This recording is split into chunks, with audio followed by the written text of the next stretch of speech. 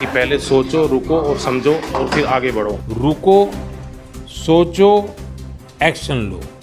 Call आते ही रुको, घबराए नहीं, शांत रहे, जल्दबाजी में कोई कदम न उठाए, किसी को अपनी व्यक्तिगत जानकारी न दें।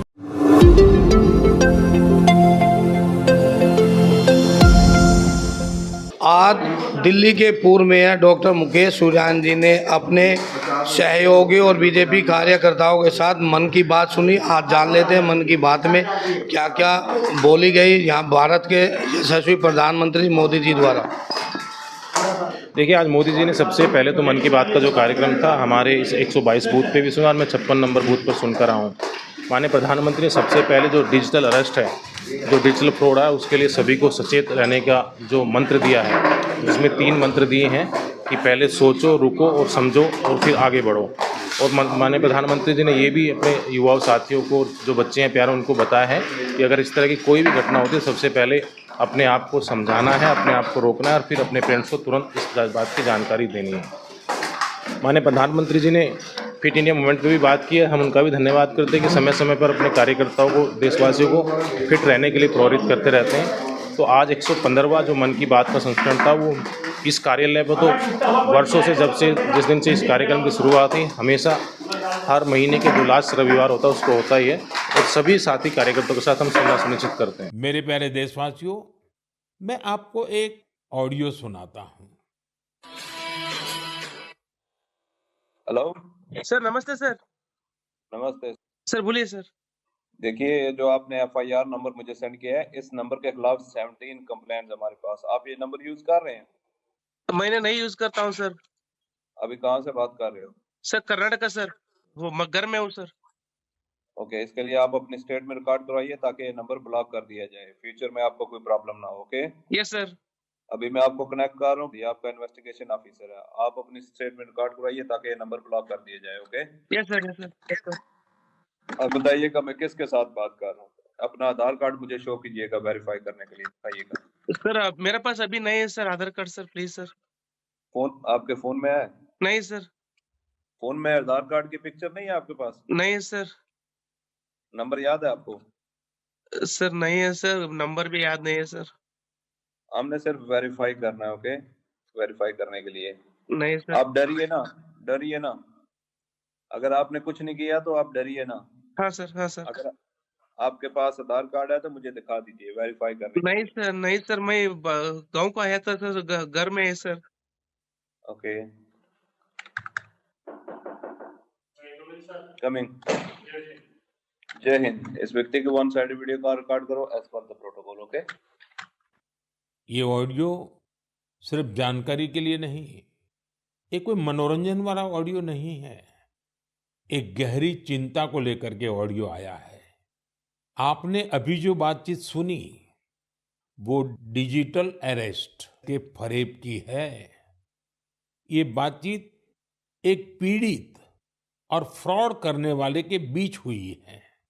डिजिटल अरेस्ट के फ्रॉड में फोन करने वाले कभी पुलिस, कभी सीबीआई, कभी नारकोटिक्स, कभी आरबीआई, ऐसे भांति भांति के लेबल लगाकर बनावटी अधिकारी बनकर बात करते हैं और बड़े कॉन्फिडेंस के साथ करते हैं।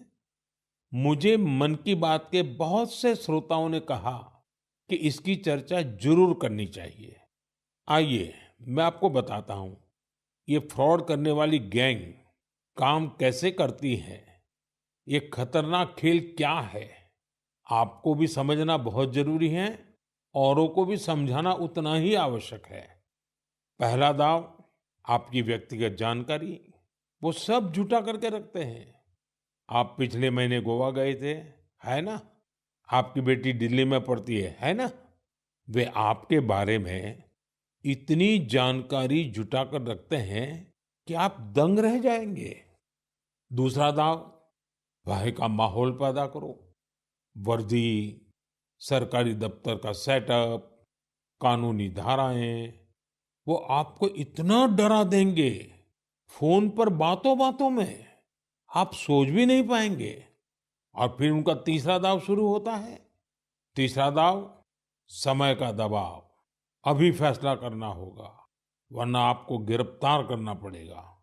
ये लोग पीड़ित पर इतना मनोवैज्ञानिक दबाव बना देते हैं कि वो सहम जाता है। डिजिटल अरेस्ट के शिकार होने वालों में हर वर्ग, हर उम्र के लोग हैं। लोगों ने डर की वजह से अपनी मेहनत से कमाए हुए लाखों रुपए गंवा दिए हैं। कभी भी आपको इस तरह का कोई कॉल आए तो आपको डरना नहीं है। आपको पता होना चाहिए, कोई भी जांच एजेंसी फोन कॉल या वीडियो कॉल पर इस तरह पूछताछ कभी भी नहीं करती। मैं आपको डिजिटल सुरक्षा के 3 चरण बताता हूं। ये 3 चरण है: रुको, सोचो, एक्शन लो। कॉल आते ही रुको, घबराए नहीं, शांत रहे, जल्दबाजी में कोई कदम न उठाएं, किसी को अपनी व्यक्तिगत जानकारी न दें। संभव हो तो स्क्रीनशॉट लें और रिकॉर्डिंग जरूर करें। इसके बाद आता है दूसरा चरण। पहला चरण था रुको, दूसरा चरण है सोचो। कोई भी सरकारी एजेंसी फोन पर ऐसे धमकी नहीं देती, न ही वीडियो कॉल पर पूछताछ करती है, न ही ऐसे पैसा की मांग करती है। अगर डर लगे तो समझिए कुछ गड़बड़ है। और पहला चरण, दूसरा चरण और अब मैं कहता हूं तीसरा चरण। पहले चरण में मैंने कहा रुको, दूसरे चरण में मैंने कहा सोचो, और तीसरा चरण कहता हूं एक्शन लो। राष्ट्रीय साइबर हेल्पलाइन 1930 डायल करें, cybercrime.gov.in पर रिपोर्ट करें, परिवार और पुलिस को सूचित करें, सबूत सुरक्षित रखें। रुको, बाद में सोचो और फिर एक्शन लो।